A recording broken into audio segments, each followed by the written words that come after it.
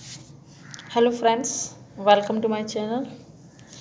Friends, आज हम BEd first year की file number 2 E102 philosophical and sociological perspective of education की file बनाएंगे।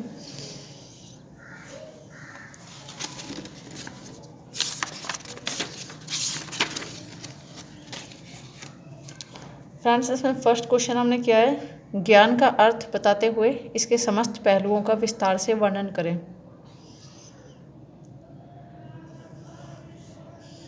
तो आप इसके बारे में लिख सकते हैं।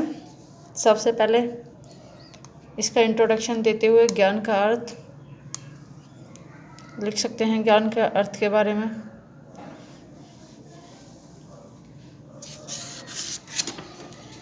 उसके बाद ज्ञान की परिभाषाएं कि सुकरात के अनुसार ज्ञान एक ऐसी शक्ति है जिसकी सहायता से कोई भी कार्य करना संभव है। जॉन लॉक के अनुसार ज्ञान लोगों की बुद्धि तथा योग्यता में विद्यमान, प्राप्त व उपस्थित होने का योग है।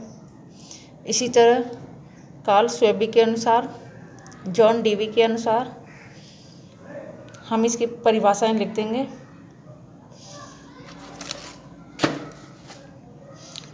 उसके बाद ज्ञान की विशेषताएं कि ज्ञान की विशेषताएं क्या क्या हैं वो लिखेंगे हम।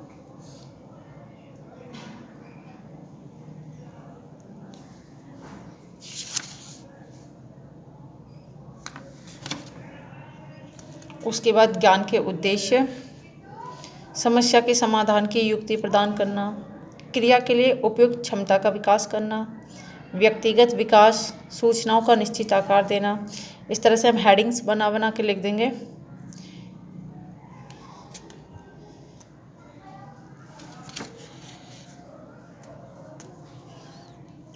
व्याख्या करना, सिद्धांतों के नियमों का निर्माण, मानसिक विकास के लिए अवसर उत्पन्न करना, इतिहास और संस्कृति का विकास।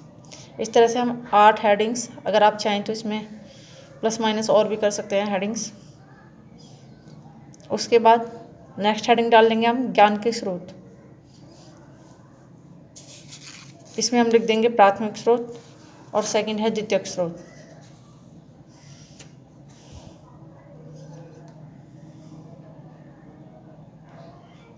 इनके बारे में फ्रेंड्स हम थोड़ा थोड़ा लिख देंगे कि प्राथमिक स्रोत में हमें ज्ञान कहाँ से प्राप्त होता है, या द्वितीयक स्रोत कौन कौन से हैं। जैसे द्वितीयक स्रोत में है कि पुस्तक, वेद, साहित्य, उपनिषद, धार्मिक ग्रंथ, इन सभी को द्वितीयक स्रोत में शामिल किया गया है।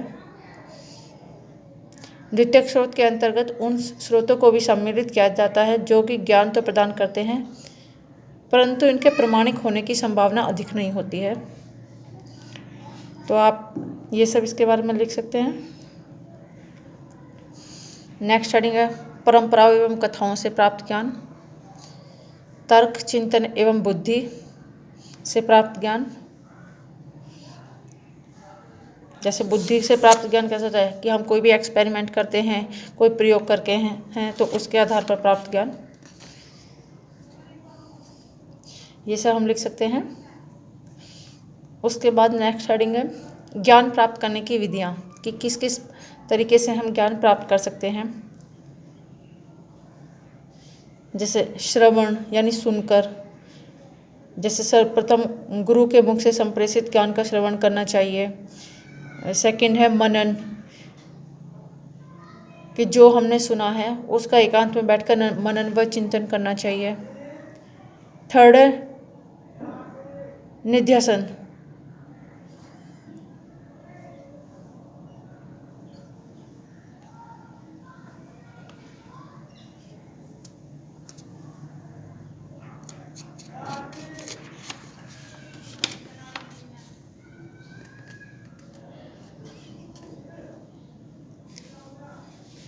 नेक्स्ट हेडिंग है हमारी ज्ञान के प्रकार कि ज्ञान कितने प्रकार का होता है। इसमें हम लिख सकते हैं स्थानीय एवं सार्वभौमिक ज्ञान,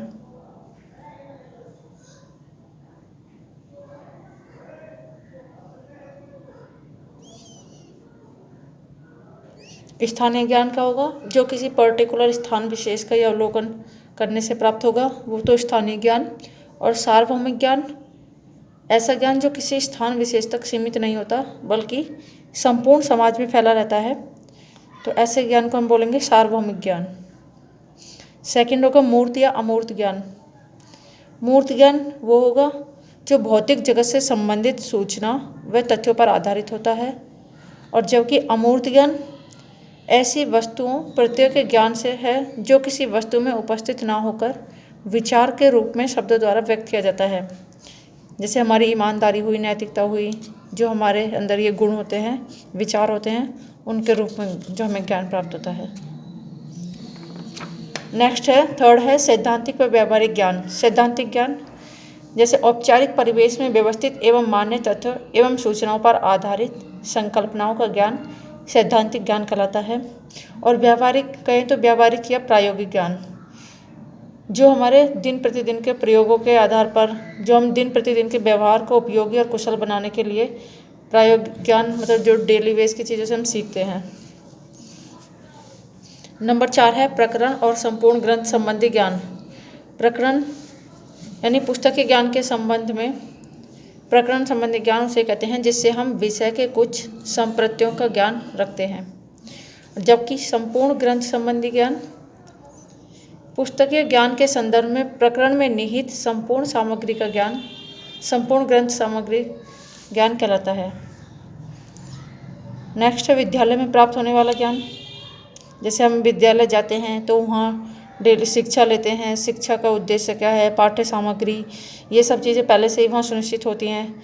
तो किस तरीके से बच्चों को पढ़ाना है और अदर एक्टिविटीज़ कराते हैं, तो वहाँ प्राप्त होने वाले ज्ञान को हम कर सकते हैं कि विद्यालय में प्राप्त होने वाला ज्ञान। तो फ्रेंड्स, इस तरीके से हमारा एक क्वेश्चन कंप्लीट हो गया है। जो हमारा क्वेश्चन था कि ज्ञान का अर्थ क्या है, उसकी परिभाषा एवं उदाहरण देकर उसके बारे में समझाइए। नेक्स्ट क्वेश्चन है हमारा राष्ट्रीय एकता पर निबंध लिखिए। राष्ट्रीय एकता, तो सबसे पहले वही हम इसका इंट्रोडक्शन लिखेंगे कि राष्ट्रीय एकता का अर्थ क्या है। तो आप इसके बारे में पहले लिख सकते हैं डिटेल में।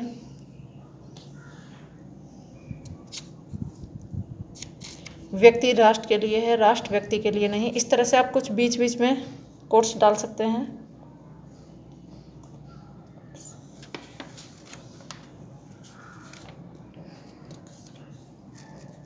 उसके बाद राष्ट्रीय एकता के लिए शिक्षा के उद्देश्य, कि हमारे राष्ट्र की एकता बनाए रखने के लिए शिक्षा के क्या उद्देश्य होने चाहिए।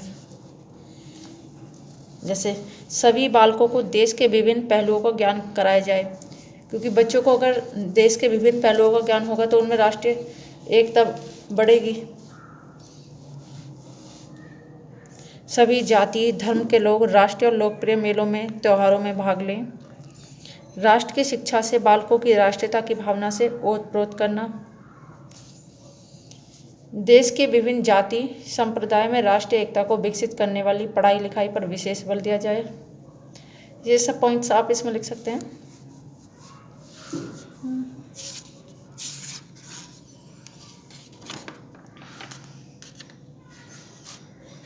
नेक्स्ट पॉइंट है राष्ट्रीय एकता का आधार, कि हमारी जो राष्ट्र की एकता है, हमारी भारतीय एकता है, उसका आधार क्या है।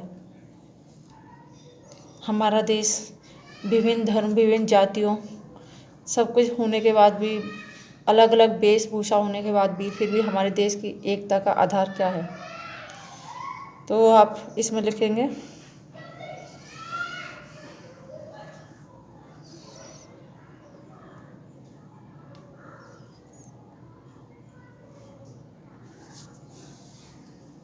इसमें आप चाहें तो एक दो परिभाषा भी लिख सकते हैं। जैसे हार्जर रिजल आदि विद्वानों ने अपने जो मत दिए थे, जो परिभाषाएं दी थी राष्ट्रीय एकता क्या होनी चाहिए, कैसी होनी चाहिए, वो सब आप इसमें लिख सकते हैं। या माध्यमिक शिक्षा आयोग के अनुसार हमारी राष्ट्रीय शिक्षा को हमारी शिक्षा को ऐसी आदतों और दृष्टिकोण एवं गुणों का विकास करना चाहिए जो नागरिकों को इस योग्य बना दें कि वे जनतंत्रीय नागरिकता के उत्तरदायित्व को वहन करके उन विघटनकारी प्रवृत्तियों का विरोध कर सके जो व्यापक राष्ट्रीय तथा एकता धर्मनिरपेक्षता के विकास में बाधा डालती हैं।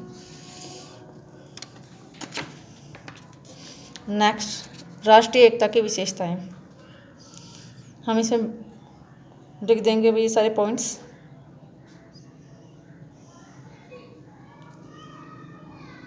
कि अगर राष्ट्रीय एकता है उसकी क्या क्या विशेषताएं हैं। अगर किसी राष्ट्र में एकता होती है तो उस देश को बाह्य शक्तियों से बचाया जा सकता है।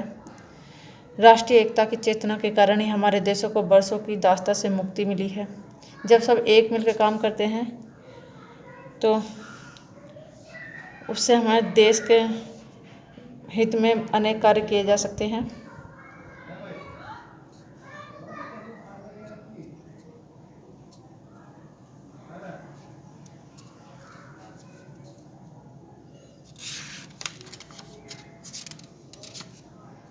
नेक्स्ट हेडिंग है राष्ट्रीय एकता में बाधक तत्व। आखिर वो कौन से तत्व हैं जो हमारी राष्ट्रीय एकता में बाधक बन जाते हैं।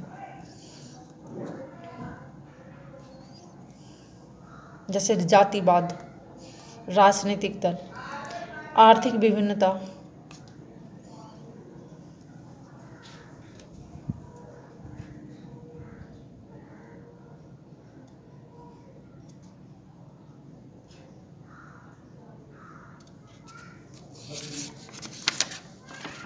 आधुनिक शिक्षा, ये सब पॉइंट्स आप इसमें लिख देंगे। उसके बाद है राष्ट्रीय एकता के लिए शिक्षा के कार्यक्रम। कि राष्ट्र की एकता बढ़ाने के लिए हमने शिक्षा में से कौन से कार्यक्रम जोड़े ताकि बच्चों में एकता की भावना आए और राष्ट्रीय एकता को बढ़ावा मिले। तो उसके लिए किए जाने वाले कार्यक्रम जैसे प्राथमिक स्तर पर बालकों को राष्ट्रीय ध्वज, राष्ट्रीय गान, राष्ट्रीय चिन्ह, राष्ट्रीय पक्षी, राष्ट्रीय पुष्प आदि का ज्ञान होना चाहिए। महान व्यक्तियों के जीवन से परिचित कराना चाहिए। स्वतंत्रता दिवस तथा गणतंत्र दिवस का महत्व बताना चाहिए। भारत के विभिन्न क्षेत्रों की कहानियाँ सुनानी चाहिए। बालकों को प्रत्येक क्षेत्र के मानव भूगोल का हल्का हल्का ज्ञान कराना भी चाहिए। उसी तरह से माध्यमिक स्तर पर बालकों को भारत के सामाजिक और सांस्कृतिक इतिहास का ज्ञान कराना चाहिए। भारत के आर्थिक विकास का ज्ञान कराएं। राष्ट्रभाषा का अधिक से अधिक प्रयोग करें। ये सारे पॉइंट्स हम इसमें लिख सकते हैं। नेक्स्ट विश्वविद्यालय स्तर पर। तो विश्वविद्यालय स्तर पर हमें चाहिए कि विभिन्न क्षेत्रों की भाषा, साहित्य, संस्कृतियों का तुलनात्मक अध्ययन कर सकें, ऐसे अवसर देने चाहिए। छात्रों को ऐसे अवसर प्रदान हों जिससे वे विभिन्न क्षेत्रों की सामाजिक व आर्थिक स्थिति का अवलोकन कर सकें और उन्हें समझ सकें। उसके बाद राष्ट्रीय एकता दिवस। लास्ट में हम ये लिख देंगे राष्ट्रीय एकता दिवस। कि राष्ट्रीय एकता दिवस कब मनाया जाता है और कब से इसकी शुरुआत की गई, किस दिन मनाया जाता है। जैसे 31 अक्टूबर सन 2014 से राष्ट्रीय एकता दिवस घोषित किया गया था लौह पुरुष सरदार वल्लभ भाई पटेल के जन्म दिवस पर।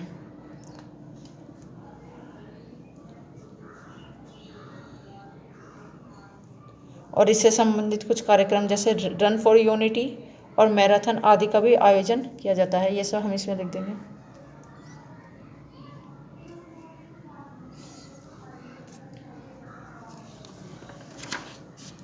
फ्रेंड्स, अगर आपको वीडियो पसंद आई हो तो please like, share and subscribe. Thank you.